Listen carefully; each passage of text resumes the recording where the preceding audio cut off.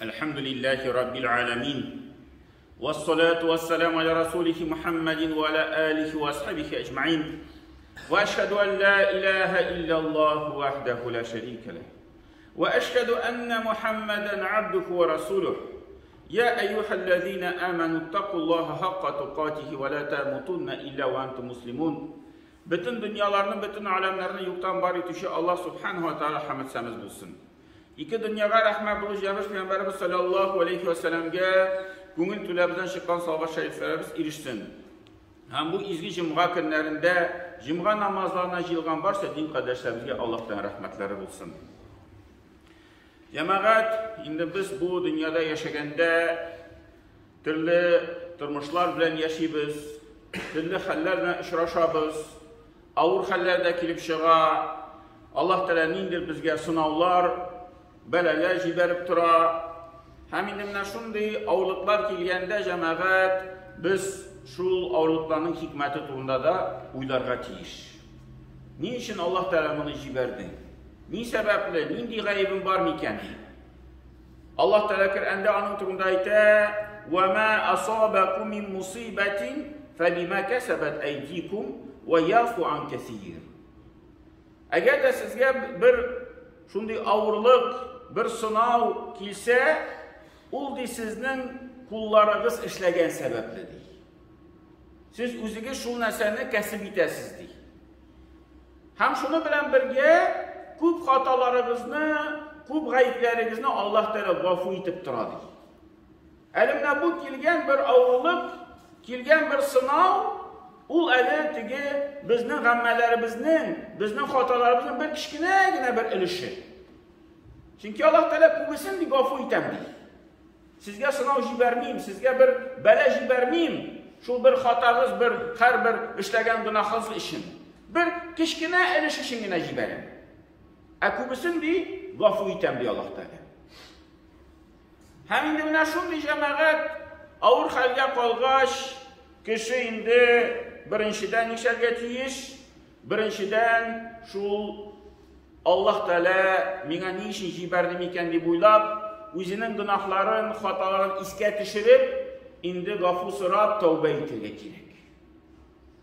Hatta belki bulurga mümkün, kişi iske düşüre almıyor özünün günahların. Bütünsün de öz işlik gibi deyip uylayın. Namazını da okuyayım, meşrikke de varam, urazasını da tutam, haramlarını da aşamayayım, iske düşmeyeyim, bir nindi günah. Lakin cemaat indi o işrakta humumen aytib. Ya Rabbim bütün min bilgen günahlarını gafu et. Şimdiden gafu sorayım ya Rabbim şimdi ko'ngildan mana şu astagfirullah deb aytib, mana Allah'tan gafu so'rarga kerak arkadaşlar. Endi biram o'ylab iske düşürüp, mana şundi günah var idi, mana tigi kishiga şundi ağır so'z aytgan edim, mana bunda şundi bir xatam var idi deb ya Rabbim ayrım mana şu günahlarını, hatalarını şulay gafu so'rasak tanda yaxshiroq bo'lar. İkinci narsa cemaat, indi mana şundi ağırlık kelganda ol ağırlıklarga sabır etamiz. Sabır etamiz. Bu Allah'tan takdiri. Bu Allah Teala bizge jiberdi. Şuna göre bizge sabır etirge kerak deb, o'zimizga şundi bir ko'nglimizga bir fikr o'rnashtiramiz. Hem Allah Teala'nın Kur'an'da Kur'an'da ma asaba min musibetin illa biiznillah. Eğer de sizge bir musibe, bir ağırlık, bir şundi bela kilse, ol di Allah Teala'nın rıhsati bilen gene kelar. Ve men yu'min billahi yahdi qalbah. Hem de kim Allah Teala'ga iman getirse, Allah Teala'ga ışansa, şular Allah Teala doğru yolunu ko'rsatacak. Yahdi tigi doğru yolga bastıracak. Kişi bu kilgen belelerini, kilgen ağırlıklarını dürüst itirip kabul eder. Vallahu bi kulli şeyin alim. Hemen Allah Teala bu ayetini içi bitirir. Allah Teala bütün nesini bilip durur. Bilip durur Allah Teala. Bizim ko'nglimizda indi fikir, biz nechik bu belalarga erishdik, onun neticesini indi bo'lacak Allah Teala butinsini bilir. Bizde nese kerak? Bizde mana shu taqdirni qabul etib, endi sabır itirge gerek. Üçüncü нәрсе, nişli cemaat mındı işraklarda şu Allah Teala bilgen ecir savablarını iskə düşürəmiz. Mənə şimdi bir ağırlıq bələk ilgəş, bir şirk ilgəş, biz indi şu bələlərinin, şirlərinin əcil savabı var ikənligini iskə düşürəmiz. Peyğəmbərimiz sallallahu aleyhi ve sellem anın turunda bir bizə hədislər etdi. Şularının bir neçə misalı Peyğəmbər etdi, əgər də bir müsəlman kişiyə bir ziyan kilsə, ağırğan vaxtda, ağrısından, ya ki bütün bir nərsədən Allah tələbi o kişinin şu günahların, xataların qıyıb düşürədi, bir ağaç üzünün yapraqların qıyıb düşürgən kimi. Ağaçın yapraqları qıyılan. Həmin o qıyılğan kimikdir, kişinin xataları da qıyılan bu işraqlarda. Bundan bir hadisdə Peyğəmbərimiz sallallahu aleyhi ve sellem aytdı, əgər də bir müsəlman kişini bir şənişkə kimi, bir inə kimi əybir qalasa, ya ki şundan da zurrak bir əybir bulsa, şu nəsə bilən qiyamət günündə Allah Teala bu kişinin dərəcəsini көtərib qoyadı. Həm də şunu bilən onun günahlarını qafu itib duradı, sirtib duradı. Şu əgər də bir ağırlıq kilsə. Bundan bir hadisdə Peyğəmbərimiz sallallahu aleyhi ve sellem məsədi, əgər də Allah Teala hər bir kişinin Allah Teala qarşında, Allah Teala yanında özünə bir xalq bulğan urunu var, dərəcəsi vardır. Qiyamətdə. Həm də şu dərəcəyə bu kişi qəməl bilən ciddə almıdır. Allah Teala hər birimizə urunu bilgiləb qoydu. Həm kim qədər büyük urunu bilgiləb qoydu.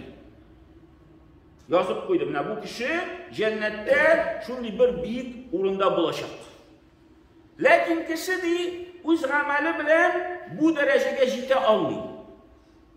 Namazında oxuyur, Qur'anında oxuyur, bütün işlərdə qılar. Lakin şu qəməlin savabı cidnidir, mənə bu dərəcəyə erişir işin. Şundan sonra Allah Teala bu kişiyə belələr, ağırlıqlar cibərə başlayır. Həm də şu ağırlıqlar tutalmıyor, şu dərəcəyə erişkincəyə qədərdir. Allah Teala mənə şulay kişinin dərəcəsini götərib durar.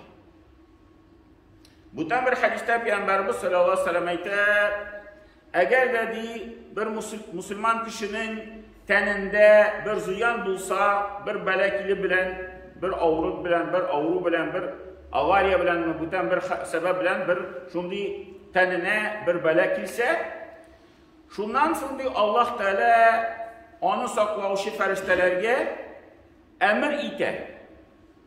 Şu qılın bütün işləyirən işlərini gündüzgü vaxtda, tüngü vaxtda mınar xətlə işləyirən işlərini yazıb durğuzdur.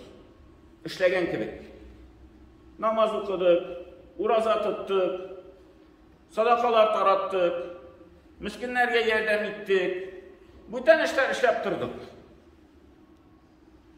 Həm ağırıb gidib, indi operasiya əmələkdik, bütün bir nəsə gələkdikmi, bir işə vaxt indi şu əməlini işləyə almadıq. Həm şunda Allah Teala əməl etəyikən fərişlərə yazığızdır. Mənə şu işləgən işlərini, şu davam etdirən işlərini, o əgər də ağrımasa, şu işlərini davam ediriydi. Lakin ağrı səbəbli işləri bu əməllərdir. Həzir deyib, siz barbar şu günlərini, o ağrıgan günlərini, şu izgiliklərini yazıb barığızdır, davam etiriz yazılır. Sadaqanı bilmədi, lakin birdə deyib yazıb qoyuyoruz. Şu məsələn, bəlkə şənbə, düşənbə urazan tutup durdu. Uraza tutalmayın, tuttu deyib yazıb qoyuyoruz. Şu izgiliklərini yazın davam etər. Həmişə bu hədis bitər. Mədəmə məhbusən fi vəsəqi.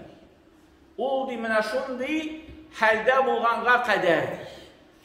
Ләкин моның мәгънәсе ул мине белән бәйләнгән булган хәлдәдир. Шуңа хәтле языгыз. Ничек бәйләнгән булган хәлдә? Менә кеше авырган вакытта бу Аллаһ Тәгаләнең сынавы, бу Аллаһ Тәгалә мине җибәрде. Мин сабыр итәм дип шундый хәлдә булганда гына язып барыгыз бу изгелекләрне. Әгәр дә менә бу элемтә эзелә, әгәр дә кеше ачулана башласа, нишләп миңа бу килде? Ни өчен Аллаһ Тәгалә миңа моны җибәрде? Ал мин риза түгел дип әйтә башласа, менә бу элемтә эзелә. Һәм фәрештәләр аннары язмый бу гамәлләрне.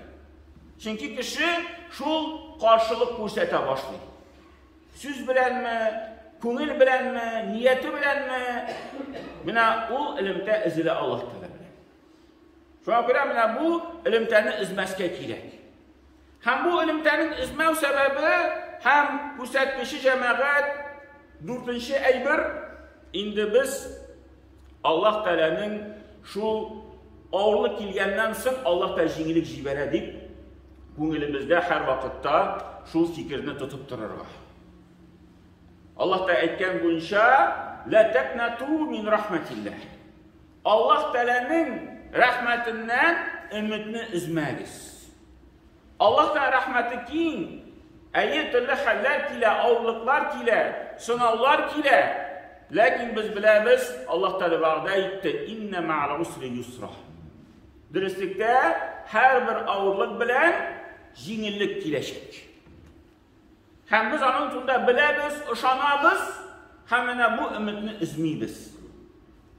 Шундый өмет белән яшәгәндә инде җәмәгать, менә бу элемтәбез изелми. Инде әгәр дә кеше шундый бер хәсрәткә төшеп китсә, качан инде бу бетер хәл, качан бу авыру тамамланыр инде, мин инде ардым мондый хәлдә яшәргә дип әйтә башласа, менә бу җәмәгать бу кешенең өмете изелде дигән сүз. Бу кеше шул Аллаһ Тәгалә рәхмәте турында оныта башлады дигән сүз. Менә бу өметне измәскә кирәк. Аллаһ Тәгалә бирүче сынауны да, һәм Аллаһ Тәгалә бирүче җиңеллекне дә. Менә ул җиңеллекне җәмәгать көтеп, инде без шул өмет итеп яшибез дә, һәм менә шул Аллаһ Тәгалә вәгъдә иткән әҗр савапларга Алла бирсә ирешәбез. بارك الله لنا ولكم في القرآن العظيم نفعنا وإياكم بالآيات وذكر الحكيم إنه هو جواد الكريم وسميع الدعاء.